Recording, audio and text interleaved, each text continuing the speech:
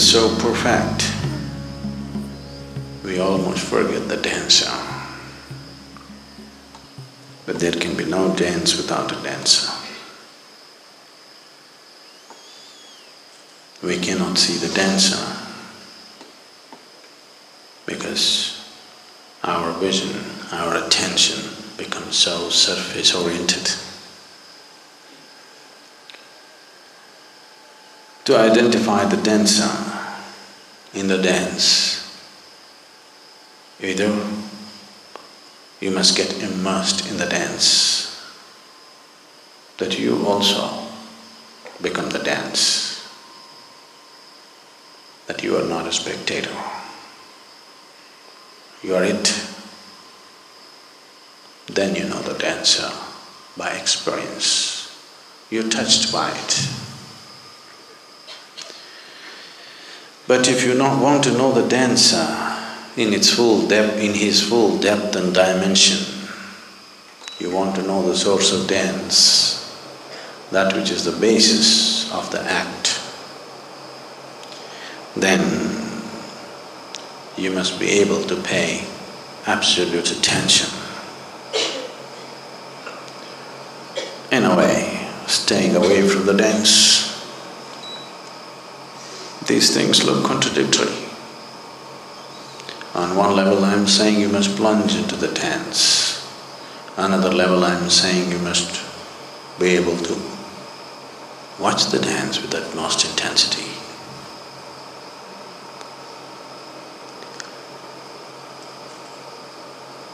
This is not contradictory because you know the world is round. Nothing contradicts anything. It is just that when you look at it, fragmented, if you cut it down into pieces and look at it, everything seems to be contradictory. So, if you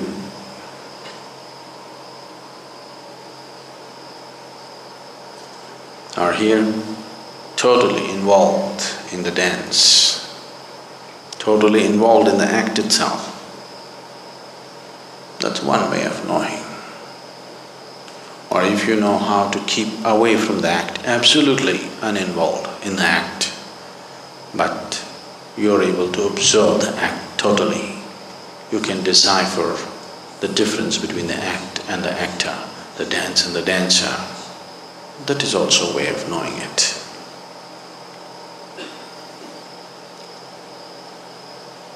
The second takes much more awareness, sharpness, intensity, maybe training too. So it's easier to become part of the dance slowly as the rhythm picks up. As you get sucked into it, you suck deeper and deeper into it. One day you don't know which is you and which is the dance. Once you are a part of the dance, you cannot miss the presence of the dancer. It is just that we're inventing obstructions, hurdles and barriers where they don't exist.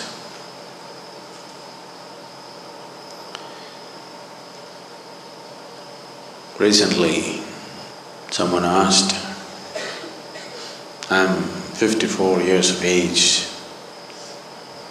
You think that's a long time.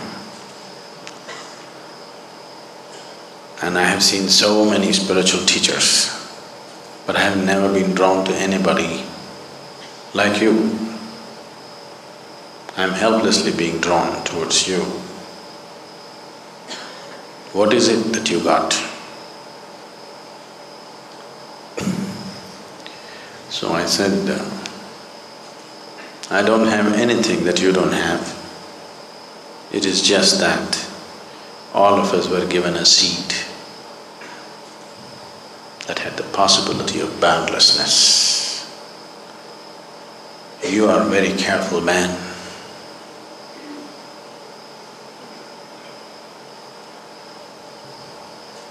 You are very careful and good, so you preserve the seed.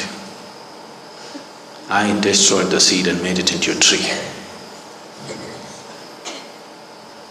If you want to make a seed into a tree, the seed has to go. If you nurture the seed, it will become a tree. If you keep seed as a seed and walk around, it's stupid actually. But it is not. Preserving yourself is considered smart. Allowing yourself to be demolished, to destroy the limited possibility of what an individual person is not considered smart. To be exclusive and to be preserved is considered smart. So after all, you are a smart man. So smart, you even conned life. Too smart. So once you become like this, there is no possibility of you being part of any act. You can neither be aware and just watch it, because that takes a different kind of dispassion, nor can you jump into it and become a part of it.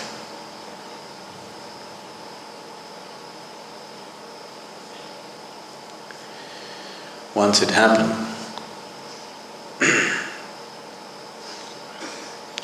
Abe Maxwell met a painter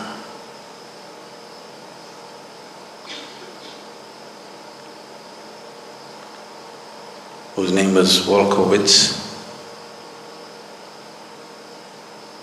and Wolkowitz was 73 years of age and just recently had been through an eye surgery.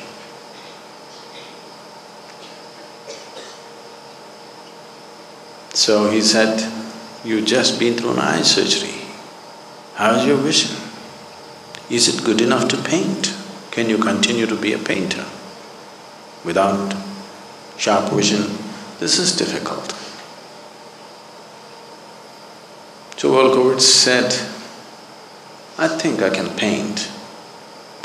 In case I find my vision fails and I cannot paint, I will become a critic."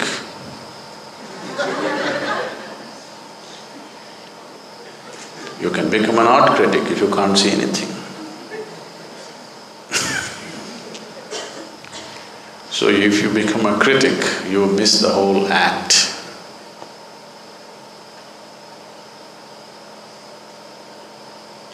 Either you be a painter or you be a lover of art. If you're a critic, you miss the whole point. You'll know neither this nor that. And this keeps happening all the time. Self-appointed critics simply waste their lives. I forget his name. One great literary critic said this, "I have seen statues and portraits of authors, poets, artists, but never of a critic."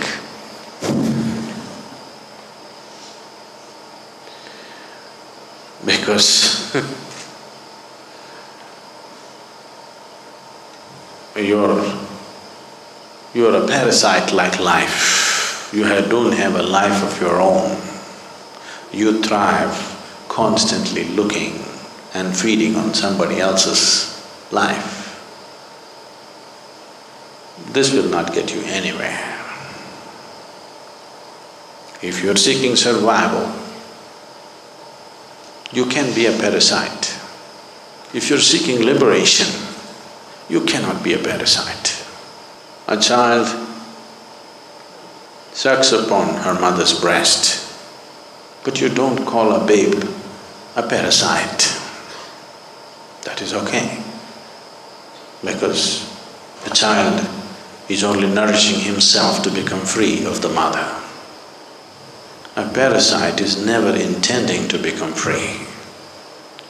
A parasite is too concerned about its survival that it misses the possibility. So if survival is all we seek, there are many ways to survive, though every seed has come with the same possibility. Between a seed and a tree, there is a journey to be made. If you want the seed to become a tree, you have to nurture it. You have to protect it. There are weeds that you have to take care of. There are too many weeds. Same silly weeds bothering humanity for 1,000,000 years. Still human beings haven't figured out how to handle these weeds. Simple things like anger, hatred, jealousy, fear, doubt, endless doubt. The same silly weeds have lasted too long because weeds don't need any nurturing. Weeds don't need any protection. Weeds don't need any cultivation, they just grow. But if you want a sacred seed to sprout and prosper, you have to weed the place, cultivate the land, manure it, and you have to make sure enough water and sunlight finds its way. If you're afraid of the harshness of the sunlight and avoid it, you will also avoid the life-nourishing warmth of the sunlight. In your